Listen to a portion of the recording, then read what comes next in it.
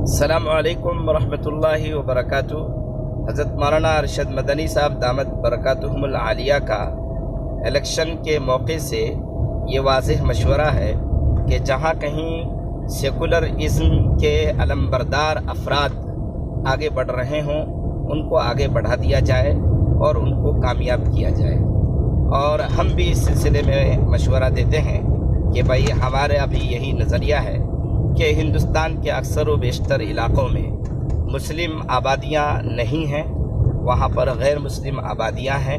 تو وہاں پر سیکولر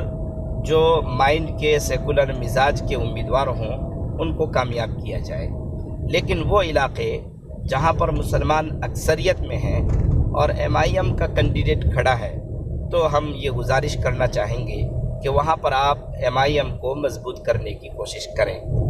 بعض لوگوں کی طرف سے یہ الزام لگایا جا رہا ہے کہ MIM BJP کے لیے کام کر رہی ہے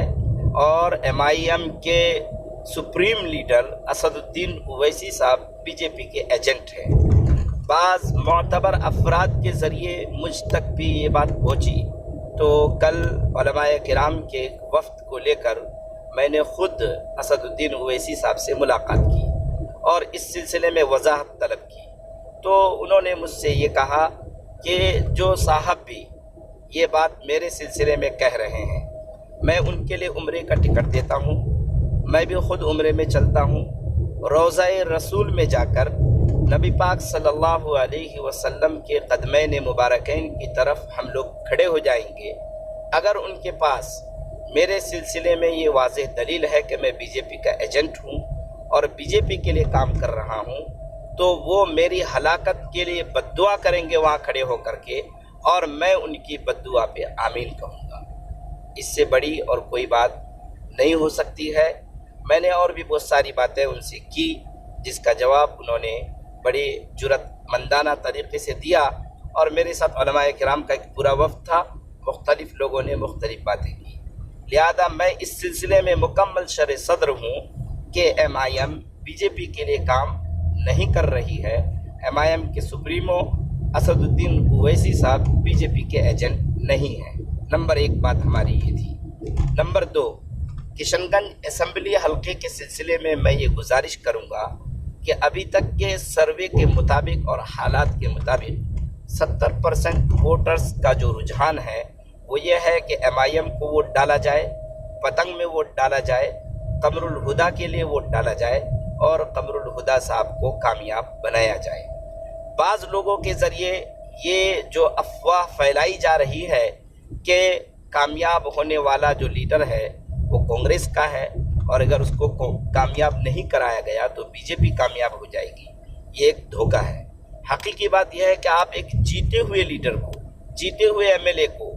جس کے بارے میں یہ یقین ہے کہ وہ BJP میں نہیں جائیں گے، میں اس بات کے لیے آپ تمام حضرات کو یہ یقین دلاتا ہوں کہ قمر الہدا زمین پھٹ جائے گی، آسمان پھٹ جائے گا، لیکن قمر الہدا جو ہے وہ BJP میں شمولیت اختیار نہیں کر سکتے ہیں۔ جب وہ BJP میں نہیں جائیں گے تو ظاہر سی بات ہے کہ وہ سیکولر پارٹیوں کا ساتھ دیں گے، تو پھر آپ ان کو ہرا کر اور BJP کو جتانے کی کوشش کیوں کر رہے ہیں؟ لہذا میں یہ گزارش کروں گا کہ قمر الہدا صاحب کے لیے آپ ووٹ کریں۔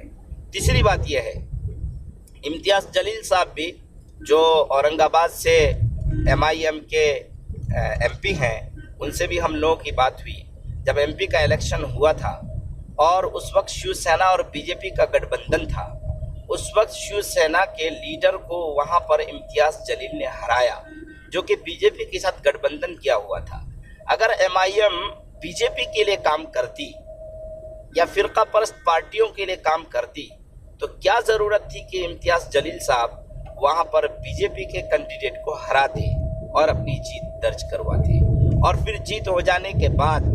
کیا امتیاز جلیل صاحب BJP میں چلے گئے؟ ہرگز نہیں۔ امتیاز جلیل صاحب کو جہاں رہنا تھا وہاں وہ آج بھی موجود ہیں، حتیٰ کہ الیکشن کے بعد جب پہلا پارلیمنٹ کا جلسہ ہوتا ہے تو اس جلسے کے موقع پر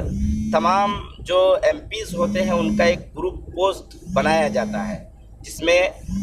نریندر مودی بھی ہوتے ہیں، تو اسد الدین اویسی صاحب نے اس گروپ پوز کو دینے سے بھی منع کر دیا۔ انہوں نے خود کہا کہ پھر میں ذہنی شکار ہو گیا کہ بھائی یہ کرنا چاہیے کہ نہیں کرنا چاہیے، اور بالآخر میں نے یہ فیصلہ لیا کہ میں اس کے ساتھ گروپ پوز بھی